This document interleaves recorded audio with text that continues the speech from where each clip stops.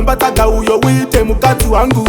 Unenge wakunzi maiko muleti wauna iya no kuitisa maiko muleti. Unamudimu nagacha kuya kuharare nilipo ini ndakazalirwa mwe muharare. Bebinda zipira kwita ze mucholo newe mwanasikana ini ndakuda sekuta pinda ne moyo funge.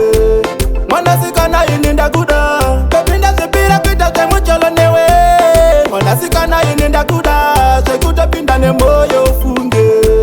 Mwanasikana ini ndakuda unapeta basa wakana kanduze nguvata unapeta basa ndiko peta basa zinu izo ndoda kuzichengeta chero ndikasara ndichijata kuzichengeta ndozisiva unakona kuzichengeta wakasivata wakakona kuzichengeta rambewa winaye ndirambewa ndinaye indinewe takafita na minala bebinda zipira kwita ze mucholo newe mwanasikana ini ndakuda sekuta pinda ne moyo funge.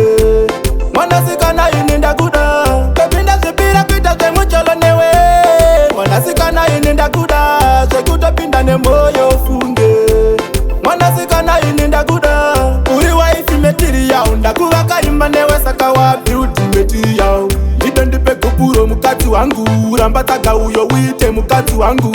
Unenge wakunzi maiko muleti wauna iya no kuitisa maiko muleti. Unamudimu nagacha kuya kuharare nilipo ini ndakazalirwa mwe muharare. Unapeta basa wakana kanduze nguvata unapeta basa ndiko peta basa zinu izo ndoda kuzichengeta chero ndikasara ndichijata kuzichengeta ndozisiva unakona kuzichengeta wakasivata wakakona kuzichengeta rambewa winaye ndirambewa ndinaye indinewe takafita na minala bebinda zipira kwita ze mucholo newe mwanasikana ini ndakuda sekuta pinda ne moyo funge.